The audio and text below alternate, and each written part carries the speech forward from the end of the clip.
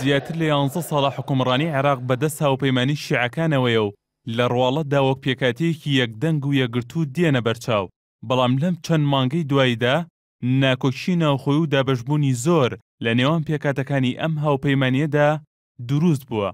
لیستە شیعەکان کە زۆرینەی پەرلەمانی عێراق پێک دێنن و لە نیسانی 2005ەوە وەک پێکاتەیەکی مەزهەبی پۆستی سەرۆکایەتی وەزیران و پشکی شێری وەزارەتەکانیان بەدەستەوەیە، لەناو خۆیاندا بەسەر چەند لیستێکی ناکۆکدا دابەش بوون. گەورەترین لیستی ناو ئەم هاوپەیمانیە لیستی دەوڵەتی یاسایە کە 92 کورسیەیە و نووری مالیکی سەرۆکایەتی دەکات. ئەم لیستە لە چەند پێکاتەیەکی جیاجیا پێک دێت کە سەرەکیترینیان حیزبی داوە و ڕێکخراوی بەدری هادی عامریە لەگەڵ هەندێک کەسایەتی وەک حسێن شارستانی. لە ڕووی عورفی سیاسیشەوە پێویستە پشتیوانی حەیدەر عەبادی سەرۆکوەزیران بکەن، بەو پێیەی ناوبراو بەرپرسێکی باڵای حیزبی داوایە و لەسەر پشکی دەوڵەتی یاسا پۆستەکەی وەرگرتووە، بەڵام بەم دوایانە پەرلەمانتارانی ئەم لیستە بەسەر بەرەی مالیکی و عەبادیدا دابەش بوون و هەندێک جاریش ڕێکخراوی بەدر هەڵوێست و بەرژەوەندی تایبەت بەخۆی هەیە و جیاواز لە دەوڵەتی یاسا هەڵوێست دەردەبڕێت. لە پاش دەوڵەتی یاسا کاریگەرترین لیستی شیعەکان بریتین لە لیستی ئەحراری ڕەوتی سەدر کە 34 کورسی هەیە. ئەم لیستە سەر بەڕێبەرایەتی موقتەدا سەدرن، وەک دەوترێت جەماوەرەکەیان زیاتر خەڵکی هێژار و چینەکانی خوارەوەی شیعەن. هەرچەندە سەدرەکان بە 3 وەزیر بەشدارن لە حکومەتی ئێستای عەبادی، بەڵام زیاتر ڕۆحی شۆڕژگێری و ئۆپۆزسیۆن بوون بەسەریاندا زاڵە و وەک ڕەخنەگر دەردەکەون تا بەشداری دەسەڵات.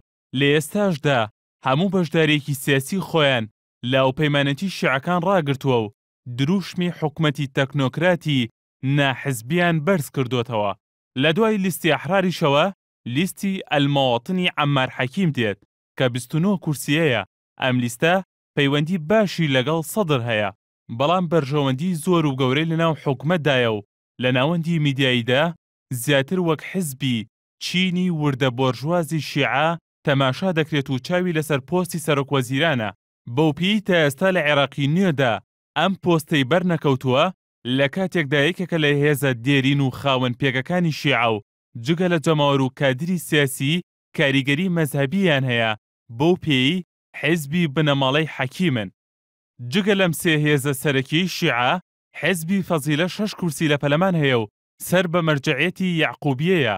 کاری سەرەکیشی زیاتر بریتیە لە ڕێکلامکردن بۆ مەرجەعیەتی محەممەد یعقوبی و دۆزینەوەی پشتیوانی سیاسی و دارایی بۆ ئەم مەرجەعیەتیەی کە لە هێڵی سەدر سربەخۆیی وەرگرتووە. یەکێکی تر لە پێکاتەکانی شیعە ڕەوتی چاکسازی ئیبراهیم جەعفەریە کە لە پاش لابردنی سەرۆکایەتی وەزیران لە حیزبی داوە جیابووەوە. ئەم لیستە 6 کورسی هەیە و کار بۆ گەڕانەوەی جەعفەری دەکات بۆ سەرۆکایەتی وەزیران. سەرباری بوونی چەندین جۆر لە ناکۆکی لە نێوان ئەم هێزە شیعانە لە ئێستادا بە شێوەی سەرەکی بەسەر 2 بەرەی سەرەکیدا دابەش بوون.